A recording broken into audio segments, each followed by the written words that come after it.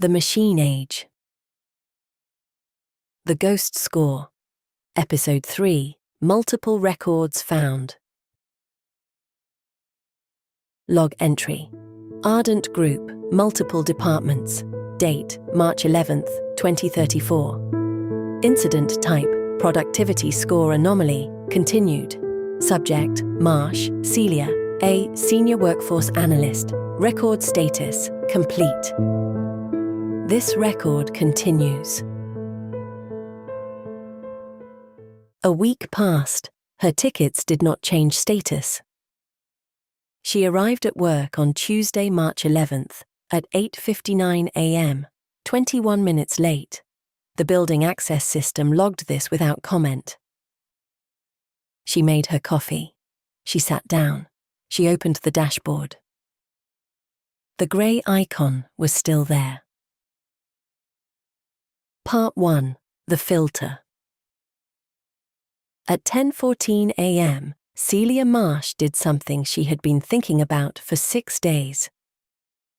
She opened the analyst-level North Star interface, the back end she used to build quarterly reports, the layer below the dashboard that most employees never saw. She had been in this interface hundreds of times. She knew its menus and its query logic, the way she knew her coffee routine and her commute. She had used it to identify trends, flag concerns, prepare data for executives who would review it in presentations she spent weeks refining. She had never used it to look for people like herself. She opened the filter panel. The fields were standard: department, grade, employment status, score status, flag type. She had used these fields to build dozens of reports. She knew exactly what each one returned. She typed the query: employment status active, flag type, separation pending, department, all. She paused for a moment with her cursor over the run button. Through the window to her left, the adjacent office building was doing what it always did: existing, grey, indifferent. Pavel was at his desk behind her with his headphones on. The wall-mounted dashboard ran its steady updates. She ran the query. The results loaded in 2 seconds. 4 employees. She looked at the number for a moment. Then she looked at the names. Marsh, Celia A., Workforce Analytics. Flag date, March 4th, 2034. Scholes, Martin R., Freight Audit. Flag date, November 19th, 2033. Anand, Priya K. IT Systems. Flag date, January 8th, 2034. Farrow, Dennis L. Finance Reconciliation. Flag date, February 21st, 2034. She looked at the list. Martin Scholes had been flagged in November, 4 months ago. His employment status was still active. He was still here. She clicked on his profile. Grade 8, 9 years at the company. Freight Audit Manager. Efficiency score, grey. Score trend, grey. Projected status, separation pending. Open tickets, 0. Last ticket filed, January 14th, 2034. Closed, February 3rd. No action required. She recognized the pattern. She clicked on Priya Anand's profile, grade 5, IT Systems Coordinator, flagged January 8th, employment status, active, tickets, 2 filed, both closed, 1 no action required, 1 still open, in progress, filed 6 weeks ago, no callback request on record. Orion review, opened January 12th, status unknown. She clicked on Dennis Farrow, grade 6, Finance Reconciliation, flagged February 21st, employment status, active, tickets, 1 filed open, in progress, no escalations, no Orion review. He had filed 1 ticket and was waiting. She looked at the 4 names again. November, January, February, March. The flags were arriving faster. The gap between Martin and Priya was 7 weeks. Between Priya and Dennis was 6 weeks. Between Dennis and herself was 11 days. She made a note of this, and then was not sure what the note was for. She closed the filter panel. She minimized the interface. She looked at the wall-mounted dashboard across the room. 412 employees, color-coded. Somewhere in that display were 3 other people with grey icons next to their names. She could see her own from here. She could not distinguish the others from this distance, but she knew they were there. She picked up her coffee. She thought about what she was going to do with this information. At 10:47, she put on her cardigan and went to get a second cup of coffee from the kitchen on the 4th floor, which required her to walk past the freight audit team. Part 2. The 3.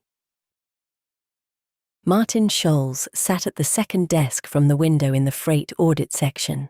She had passed him in the hallway before, knew his face the way you know the faces of people whose names you've learned from org charts rather than introductions. He was somewhere in his mid-40s. He had a small cactus on his desk and a framed photograph she couldn't see clearly from the hallway. He was reading something on his monitor with the focused stillness of someone who had been doing the same job for a long time and had made their peace with it. He looked fine. She walked past, she got her coffee, she walked back. He was still reading. The cactus was in good health. She returned to the 4th floor and checked her email. She had 3 new messages. None of them were about her tickets. At 11:15, she found a reason to visit the IT floor. She needed to submit a software access request, a routine thing she'd been putting off for 2 weeks. The IT help desk was on the 2nd floor. She walked slowly. Priya Anand sat near the middle of the IT section, headphones on, facing a monitor covered in open windows.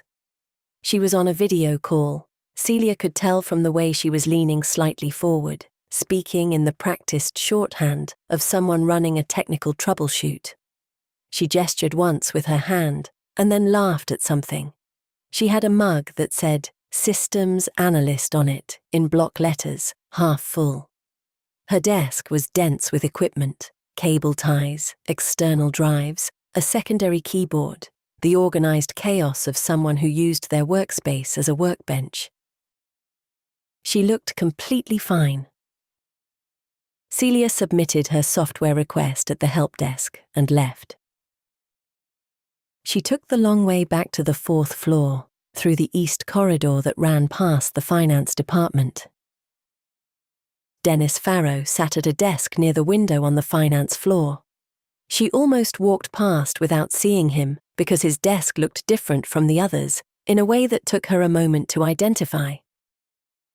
The personal items were gone. Not all of them, not obviously. The coffee cup was there, a company-branded mug, the kind everyone had. There were papers on the desk, a keyboard, a mouse, a monitor with a spreadsheet open. But the photo that she thought she remembered seeing there, she wasn't certain she'd ever looked directly at his desk before, so she couldn't be sure, was gone. The small objects that people accumulated over time, the things that accreted onto a desk the way sediment accreted onto a riverbed, were absent.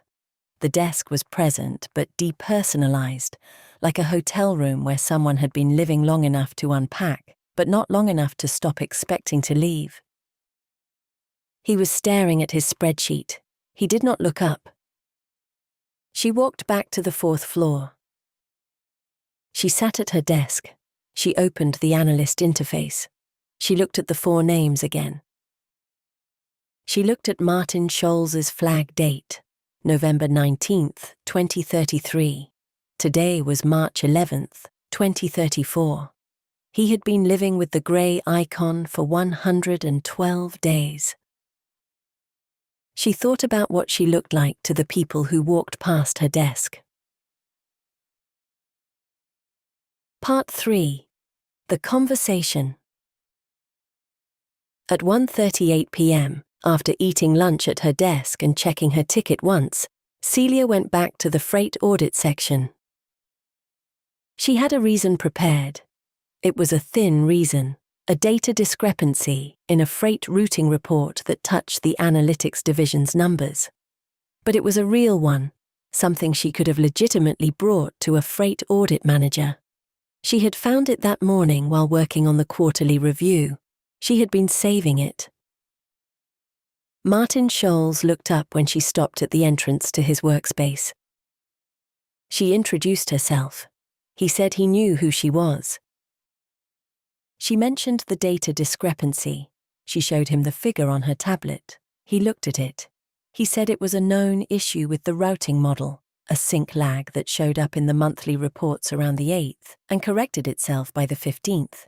He told her the report number to check for the corrected figure. She wrote it down. There was a brief pause. He said, "Is this about your score?" She looked up from her notepad. She said she was doing a cross-department audit of some flagged data points. He said, "Celia, you manage the dashboard. You can run the filter. It's fine." He said it the way someone says something they've thought about saying for a while. Calmly, without accusation, the way you might give someone directions to a place you've been and they haven't.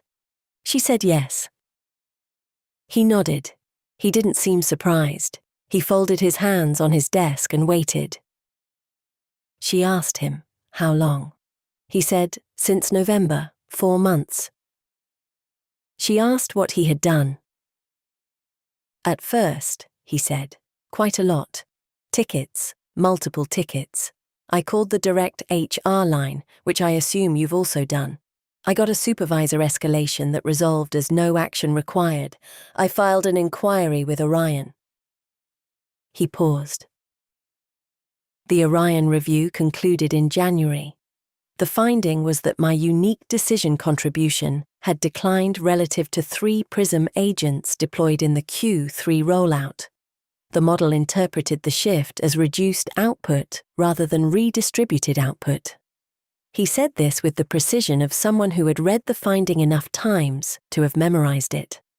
They recommended the company review the model parameters. The company responded that the parameters were functioning as intended. She recognized the language exactly. She said, "Your review concluded in January." He said, "Yes." She said, "And nothing happened?" He looked at her. "Nothing official. My employment status hasn't changed. Nobody has spoken to me about it directly. My work is getting done. My team's metrics are fine." He glanced at his monitor. "The score is a projection. It's not a decision." She said, "But eventually?" "Maybe," he said. "Or maybe not. Maybe the model recalibrates when the PRISM agents are redeployed. Maybe it's flagged 100 people and nobody's acted on it because the system generates flags faster than anyone processes them. Maybe the flag sits in a file somewhere and expires." He picked up his coffee mug. "I don't know. I genuinely don't know anymore." She asked how he managed not knowing. He was quiet for a moment. "The first month is the worst," he said. "You're running through all the channels. You're watching the dashboard. Every morning you think maybe today it changes." He set the mug down. "Then at some point you realize you've been coming in every day, doing the same work, and the only thing that's changed is how much time you spend thinking about the score." He shrugged slightly, the shrug of someone who has reduced a large thing to something that fits in a shrug. "The score doesn't change anything about the actual day. It changes what you think about the day. So I stopped looking at it." He said, "The scores always sort themselves out. Just keep showing up." His voice was very calm. She stood there for a moment. She was trying to determine whether what she was looking at was acceptance or damage, and she was not sure the difference was visible from the outside. She thanked him for the routing report information. He said, "Of course." He said, "Good luck." He turned back to his monitor.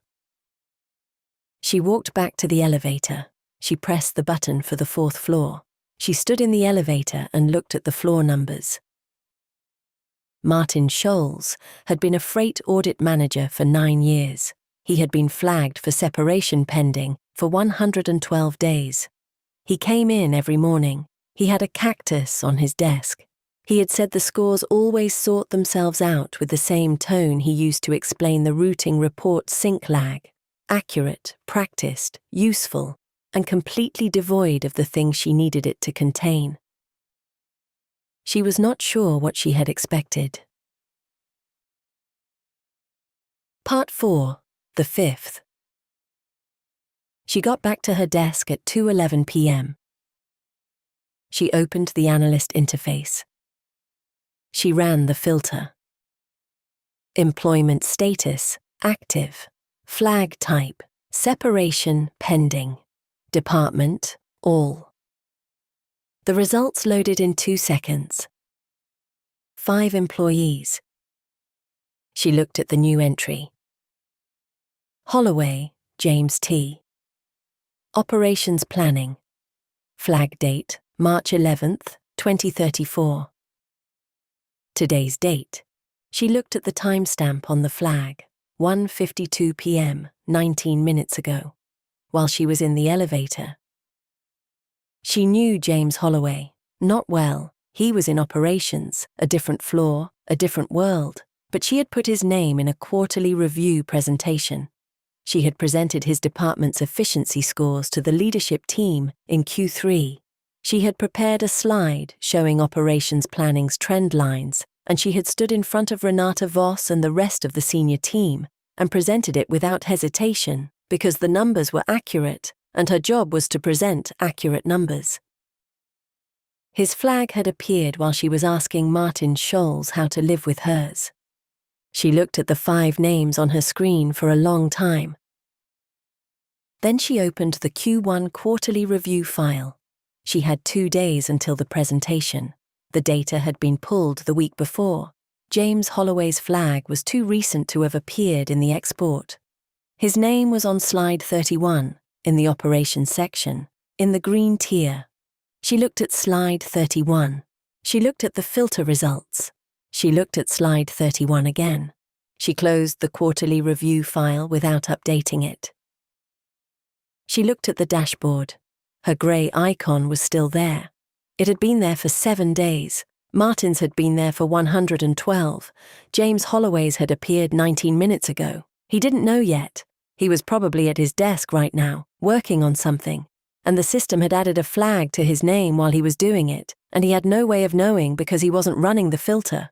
Most people didn't run the filter. She ran the filter. That was her job. She thought about whether she should tell him.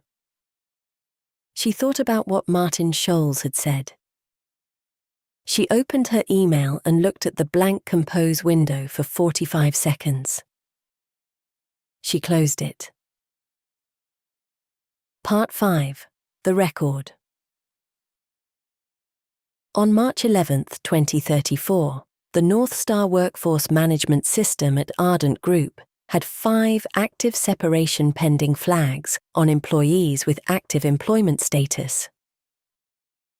The flags had been generated by the model at intervals of approximately 6 to 7 weeks, from November 2033 through February 2034, and then at a shorter interval in March. The model had not been updated between November and March. The interval compression reflected a change in the underlying data.